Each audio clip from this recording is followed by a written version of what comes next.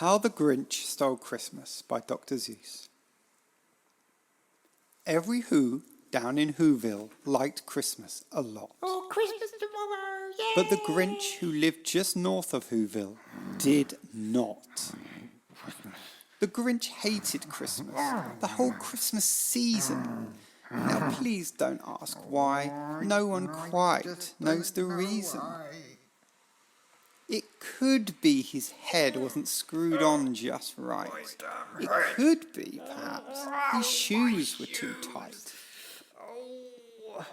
But I think that the most likely reason of all may have been that his heart was 2 sizes too small.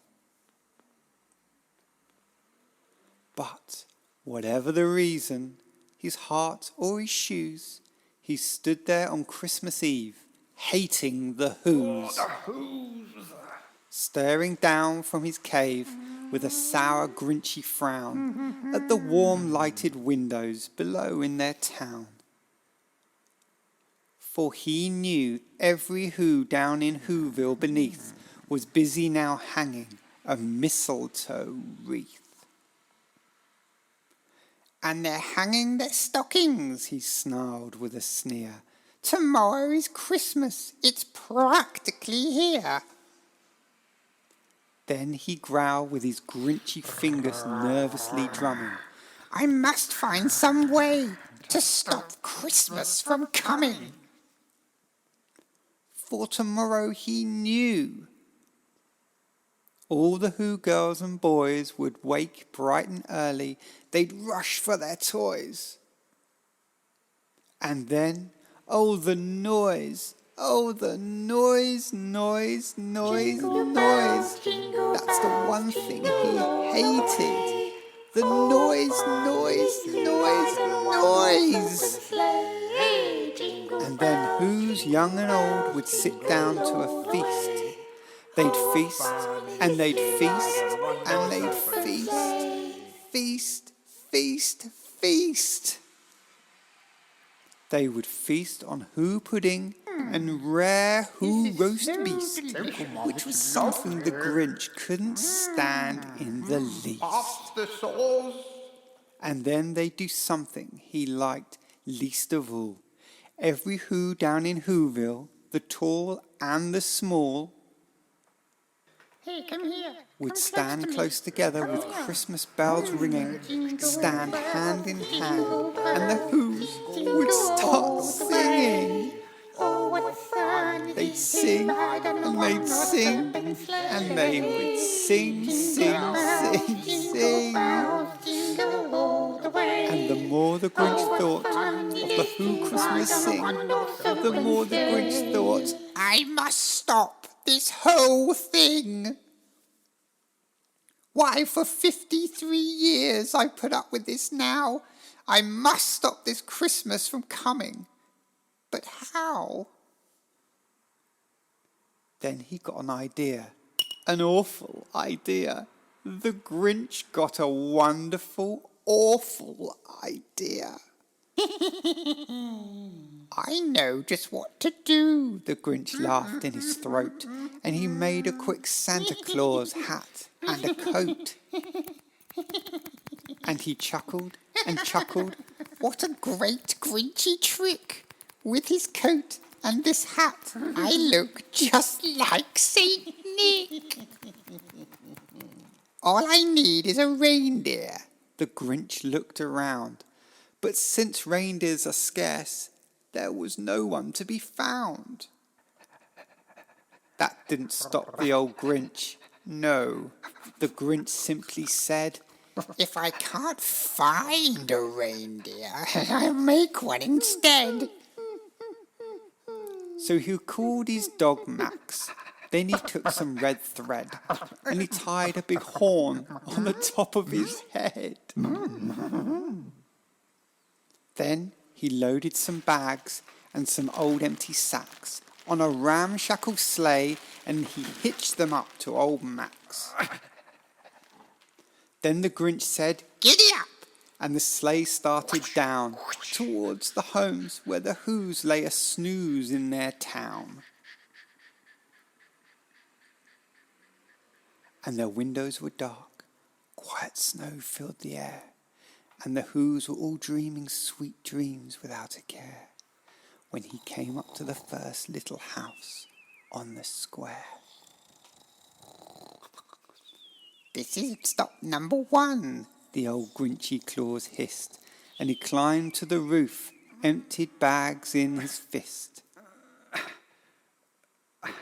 Then he slid down the chimney, a rather tight pinch, but if Santa Claus can do it, then so could the old Grinch. He got stuck only once for a moment or two, then he stuck his head out of the fireplace flue, where the little Who stockings all hung in a row. "These stockings," he grinned, "they're all first to go." Then he slithered and slunk, with a smile most unpleasant, around the whole room, and he took every present. Pop guns and bicycles, roller skates, drums, checkerboards, tricycles, popcorn and plums. And he stuffed them in his bags. Then the Grinch very nimbly stuffed all the bags one by one up the chimney.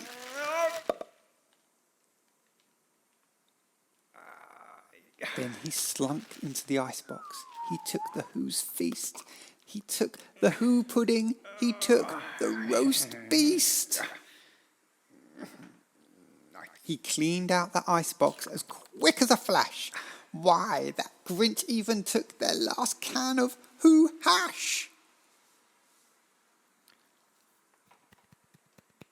Then he stuffed all the food up the chimney with glee. "And now," grinned the Grinch, "I will stuff up the tree." All the Grinch grabbed the tree and he started to shove, when he heard a small sound like the coo of a dove. He turned around fast and he saw a small Who. Little Cindy Lou Who was not more than 2. Who's this? The Grinch had been caught by this tiny Who daughter, who got out of bed for a cup of cold water. She stared at the Grinch and said, "Santa Claus, why are you taking all of our Christmas tree? Why?" But you know that old Grinch was so smart and so slick, he thought up a lie, and he thought of it quick. "Why, my sweet little tot," the fake Santa Claus lied, "there's a light on this tree that won't light on one side. So I'm taking it home to my workshop, my dear. I'll fix it up there. Then I'll bring it back here." And his fib fooled the child. Then he patted her head, and he got her a drink and sent her straight off to bed. Off to bed with you. And when Cindy Lou Who went to bed with her cup, he went up the chimney and stuffed the tree up. Then the last thing he took was the log from the fire. Then he went up the chimney himself, the old liar. On the walls he left nothing but hooks and some old wire. And the one speck of food that he left in the house was a crumb that was even too small for the mouse. That's too small for my breakfast.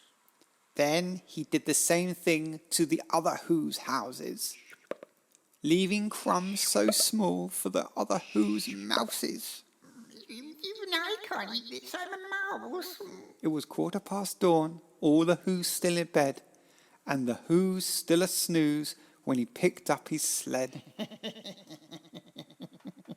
Packed it up with their presents, the ribbons, the wrappings, the tags and the tinsel, the trimmings and the trappings. Oh, this is the best thing I've ever done. 3,000 feet up the side of Mount Crumpet, He rode up the load to the tiptoe off the dumpet. Come on, Max. Pooh, pooh, the whoos. He was Grinch-ish humming. They're finding out now that no Christmas is coming.